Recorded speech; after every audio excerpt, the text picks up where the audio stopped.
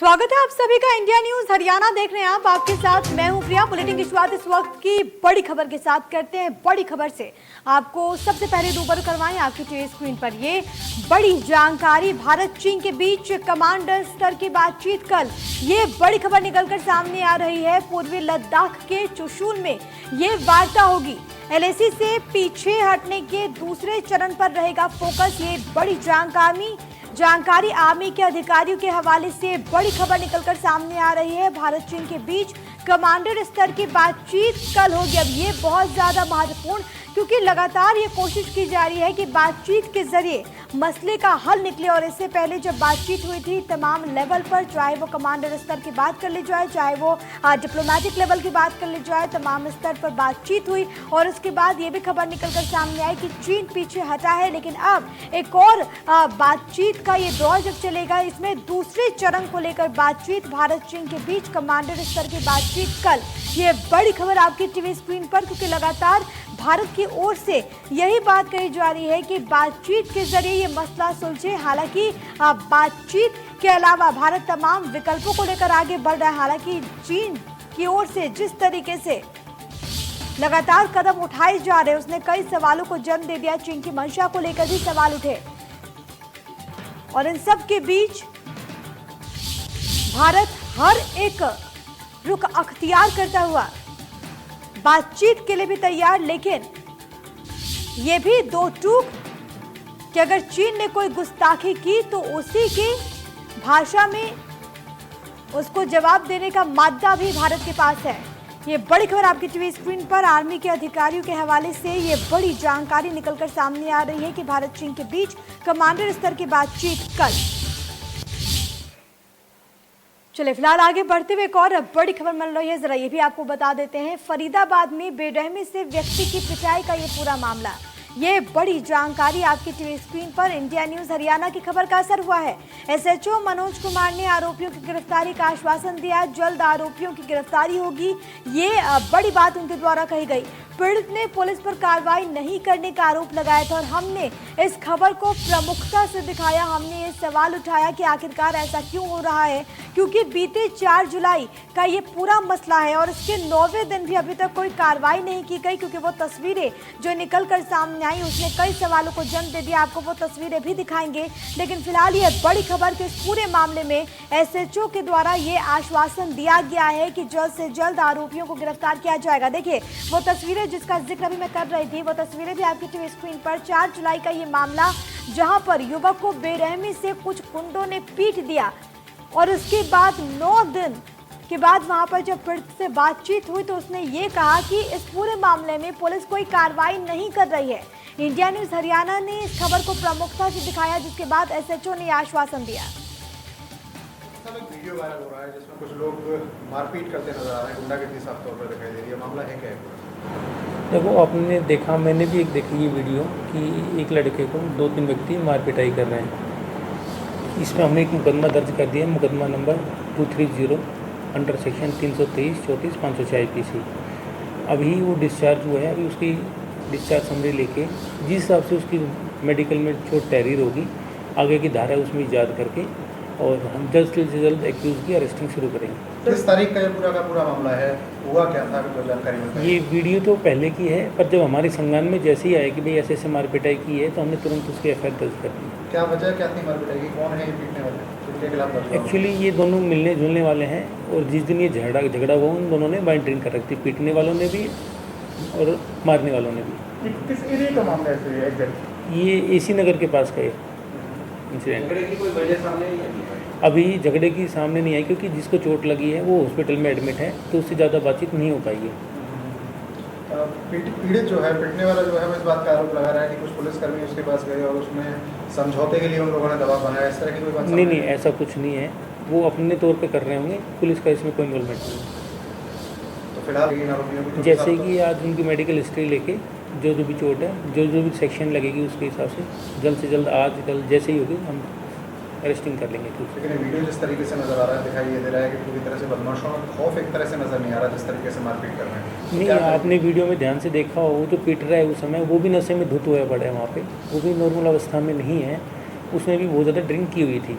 और उसने जब अपना हॉस्पिटल में एडमिट हुआ है उस समय उसने कोई एमएलसी ना कटा के सिर्फ ये बयान दिया है कि तो अभी आपने सुना है एसएचओ को, जिन्होंने ये आश्वासन दिया कि जल्द से जल्द आरोपियों को गिरफ्तार कर लिया जाएगा। देवेंद्र कौशिक मेरे सहयोगी इस बीच फोन लाइन पर मौजूद हैं। देवेंद्र, क्योंकि जो तस्वीरें निकलकर सामने आई थी उसने कई सवालों को जन्म दे दिया था। हमने इस खबर को प्रमुखता से दिखाया, उसका नतीजा ये हुआ कि एसएचओ ने आश्वस्त किया है कि जल्द ही आरोपियों की गिरफ्तारी होगी। बिल्कुल प्रिय, निश्चित तौर से देखिए जिस तरह से ये वीडियो वायरल हो गया उसके बाद में पुलिस की तरफ से इस पर कोई कार्रवाई नहीं की गई और उसके बाद जब इंडिया न्यूज हरियाणा ने इस खबर को प्रमुखता से दिखाया है तो कहीं ना कहीं जो पुलिस प्रशासन है उसके हाथ पैर फूले हैं और डीसीपी तक के स्तर के ठीक है देवेंद्र, मैं आपके पास आऊंगी। शायद यहाँ पर कुछ टेक्निकल एरर आ रहा है, जब तक वो ठीक होता है, लेकिन तब तक हम आपको ये बड़ी जानकारी दें कि इंडिया न्यूज़ हरियाणा की खबर का असर हुआ। इस पूरे मामले में एसएचओ की ओर से आश्वासन मिला कि आरोपियों को जल्द से जल्द गिरफ्तार कर लिया जाएगा। फिलहाल आगे बढ़ते हुए आपको बताएं कि सोनीपत में प्रेमी के साथ मिलकर पति की हत्या करने के मामले में पुलिस को बड़ी सफलता मिली है। ये बड़ी खबर आपकी टीवी स्क्रीन पर। हत्याकांड के 2 आरोपी गिरफ्तार, ये बड़ी खबर निकलकर सामने आ रही है। आरोपी पत्नी की अभी तक नहीं हुई गिरफ्तारी। पुलिस आरोपी पत्नी की तलाश कर रही है। हत्याकांड के 2 आरोपी गिरफ्तार, ये बड़ी खबर आपकी टीवी स्क्रीन पर। आरोपी पत्नी की फिलहाल गिरफ्तारी नहीं हो पाई है, लेकिन 2 आरोपियों को गिरफ्तार कर लिया गया है, उनसे पूछताछ की जा रही है। तो वहीं जो आरोपी पत्नी है वो फरार बताई जा रही है। पुलिस उसकी धरपकड़ के लिए लगातार छापेमारी करती हुई। सोनीपत से बड़ी खबर आपकी टीवी स्क्रीन पर। प्रेमी के साथ मिलकर पति की हत्या करने का मामला, पुलिस को बड़ी कामयाबी मिली है। पुलिस ने 2 आरोपियों को गिरफ्तार कर लिया। हालांकि जो आरोपी पत्नी बताई जा रही है वो फिलहाल फरार है। वहीं पुलिस लगातार छापेमारी करती हुई उसकी धरपकड़ के लिए।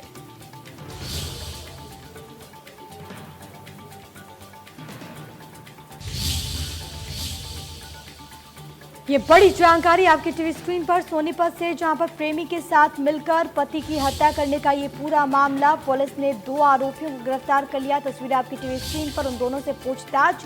हत्याकांड के 2 आरोपी जिन्हें गिरफ्तार कर लिया गया है। फिलहाल ये भी खबर निकलकर सामने आ रही है कि वहां पर जो आरोपी पत्नी जिसने अपने प्रेमी के साथ मिलकर इस बड़ी वारदात को अंजाम दिया वो पुलिस की गिरफ्त से बाहर है। तो वहीं पुलिस उसकी धरपकड़ के लिए लगातार छापेमारी करती हुई, लगातार बहुत तेजी के साथ वहां पर पुलिस अभियान चलाकर इसे गिरफ्तार करने की कोशिश करती हुई। चलिए बात कर लेते हैं पीटीआई टीचर्स की। प्रदेश भर में पीटीआई शिक्षकों का विरोध प्रदर्शन आज भी जारी रहा। पीटीआई टीचर्स ने नौकरी पर बहाली की मांग को लेकर विधायकों के आवास का घेराव किया। ये 4 तस्वीरें इसी से जुड़ी हुई आपकी टीवी स्क्रीन पर। सिरसा, हांसी, कैथल और जगाधरी की तस्वीर। पीटीआई टीचर्स का ये हल्ला बोल बदस्तूर जारी है। पिछले कई दिनों से लगभग 1 महीने का वक्त होने वाला है तब से ये पीटीआई टीचर्स 1983 पीटीआई टीचर्स की पुनः बहाली की मांग करते हुए, और शहर शहर इसका असर जो है वो देखने को मिल रहा है। 4 तस्वीरें आपकी टीवी स्क्रीन पर, जहां पर ये टीचर्स विधायकों के आवास का घेराव करने पहुंचे। आज इन्होंने सत्ता पक्ष से जुड़े तमाम विधायकों के आवास का घेराव किया। तो वहीं कल इनकी रणनीति है कि विपक्ष के तमाम विधायकों से मुलाकात कर उन्हें ज्ञापन सौंपे। सिरसा, हांसी, कैथल और जगाधरी की तस्वीरें आपकी टीवी स्क्रीन पर। नौकरी पे पुनः बहाली की मांग करते हुए ये तमाम टीचर्स। सिरसा में नौकरी से हटाए गए पीटीआई का धरना 29वें दिन भी जारी रहा। आपको बताएं कि विरोध प्रदर्शन करते हुए पीटीआई टीचर्स कैबिनेट मंत्री रंजीत सिंह के आवास पर पहुंचे। यहां पर भी सरकार पर बेवजह नौकरी से हटाए जाने के आरोप लगाते हुए नारेबाजी की। इसके बाद कैबिनेट मंत्री ने आकर प्रदर्शनकारी टीचर्स को शांत कराया, उनके समक्ष सरकार का पक्ष रखा। कैबिनेट मंत्री ने उन्हें बताया कि सुप्रीम कोर्ट के निर्देश पर सरकार ने कार्रवाई की, लेकिन उनके प्रति सरकार का रवैया सकारात्मक है। मुख्यमंत्री खट्टर ने उनकी पैरवी के लिए स्पेशल कमेटी का गठन किया है। कमेटी सभी संभावनाओं पर विचार कर रही है। संजय भाटिया जी भी थे और एक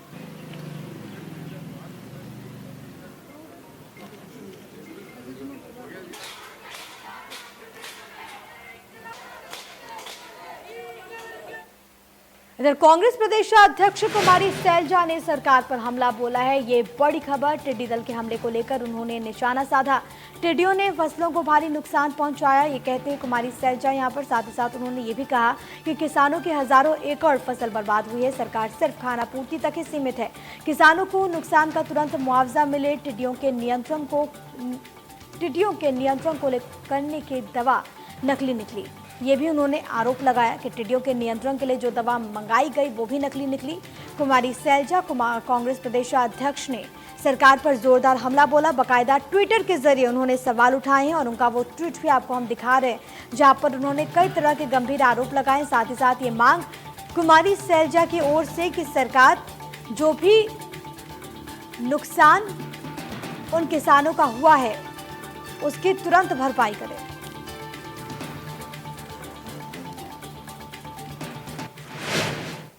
लोहारू के गांव चैहड़ और बीठन में टिड्डी दल पर ड्रोन से छिड़काव किया गया। कृषि मंत्री जेपी दलाल के निर्देश पर 2 बड़े ड्रोन रसायनों के छिड़काव के लिए पहुंचे। कृषि मंत्री जेपी दलाल ने कहा कि टिड्डी दल को लेकर प्रदेश सरकार और कृषि विभाग पूरी तरीके से मुस्तैद है, जिसको लेकर ये छिड़काव किए जा रहे। राजस्थान सीमा से हरियाणा में घुसते ही टिड्डी दल को ड्रोन के माध्यम से कीटनाशक का छिड़काव कर तुरंत नष्ट किया जाएगा।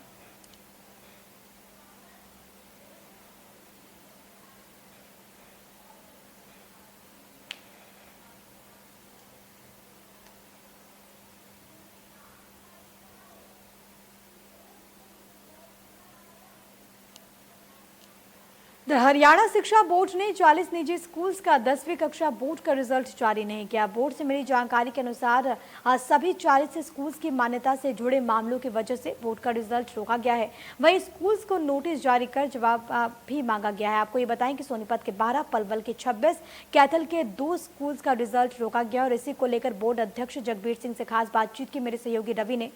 देखिए, हरियाणा विद्यालय शिक्षा बोर्ड द्वारा भले ही 10वीं यानी सेकेंडरी की परीक्षा का परिणाम घोषित किया गया है, 64.59% परीक्षा परिणाम एक राहत की बात है विद्यार्थियों के लिए, लेकिन कुछ स्कूलों का परीक्षा परिणाम बोर्ड के द्वारा रोका भी गया है। कितने ऐसे स्कूल हैं और वजह क्या रही इसके पीछे, वो तमाम चीजें हरियाणा विद्यालय शिक्षा बोर्ड के अध्यक्ष डॉक्टर जगबीर सिंह बताएंगे। सर, क्या वजह रही है कुछ स्कूलों का परीक्षा परिणाम जो है रोका गया? इंडिया न्यूज हरियाणा के हवाले जो सूत्रों के हवाले से जो जानकारी मिल पाई थी, पुख्ता जानकारी जो थी, उसके मुताबिक किस तरह से उनका परीक्षा परिणाम रोका गया?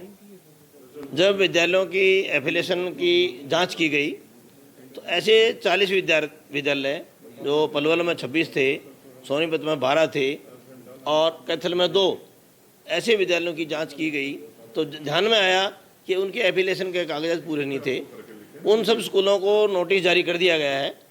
यदि उनसे संतुष्ट होंगे तो उनके विद्यार्थियों को रिजल्ट दिया जाएगा और इन्होंने किसी प्रकार की चीटिंग की है तो उसके ऊपर एफिलिएशन बाईलाज के अनुसार 10B के अनुसार कार्रवाई करते हुए उनकी एफिलिएशन भी रद्द की जाएगी और शिक्षा विभाग को मान्यता रद्द करने के लिए लिखा जाएगा। माजरा क्या था सर, कैसे एफिलिएशन कैसे दी गई थी? शिक्षा विभाग, शिक्षा सदन पंचकुला से एफिलिएशन जो है जारी की जाती है, विद्यालय शिक्षा बोर्ड मान्यता देता है, प्रक्रिया क्या थी इसकी? उस प्रक्रिया में नियम देखते हुए ध्यान में आया कि भाई DC की एक कमेटी बनी होती है और उससे सब अनुशंसित होकर के शिक्षा विभाग पंचकुला शिक्षा सदन से एफिलिएशन उनकी रिकॉग्निशन होकर आती है और उसके बाद बोर्ड उनको एफिलिएशन देता है।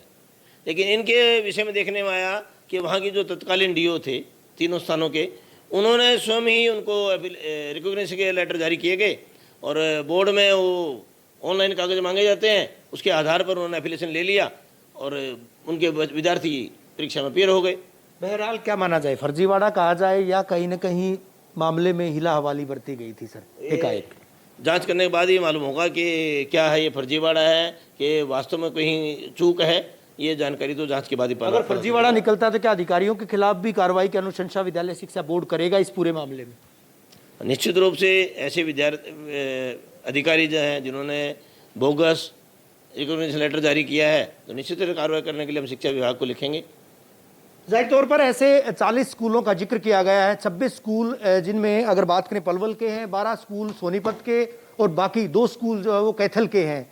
एक कमेटी बनाई जाती है जो कि अनुशंसा करती है किस तरह से जो है एफिलिएशन दी जाए, किस तरह से मान्यता दी जाती है, लेकिन कुछ नियम कानूनों को दरकिनार करके जिस तरह की जानकारी अभी तक मुहैया हो पाई है उसके मुताबिक नियम कानूनों को दरकिनार करके स्थानीय स्तर पर ही जिला शिक्षा अधिकारी के द्वारा इस तरह की मान्यता, इस तरह की एफिलिएशन जो है दी गई थी और उसके बाद बोर्ड से जो है अनुक्रमांक जारी करवाए गए थे। लेकिन बीच में विद्यालय शिक्षा बोर्ड की इसको मुस्तैदी कहा जाएगा, जब जांच की गई तो जांच के दौरान ये तमाम चीजें कहीं न कहीं उनमें गड़बड़ी पाई गई थी। ऐसे में ऐसे स्कूलों का परीक्षा परिणाम अब रोका गया है, नोटिस जारी किया गया है। नोटिस के बाद जो जवाब मिलेगा, अगर सेटिस्फैक्ट्री जवाब मिल पाता है तो उसके बाद विद्यालय शिक्षा बोर्ड ऐसे परीक्षार्थियों का, ऐसे स्कूलों के विद्यार्थियों का परीक्षा परिणाम भी रिलीज करेगा।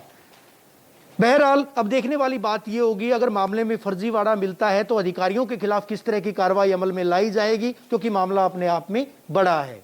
वीडियो जर्नलिस्ट सुमित अवस्थी के साथ रवि जांगड़ा, इंडिया न्यूज हरियाणा। और यहाँ पे रुकेंगे एक छोटे से ब्रेक के लिए। ब्रेक के उस पार लौटेंगे तो आपको दिखाएंगे इस वक्त की 25 बड़ी खबर।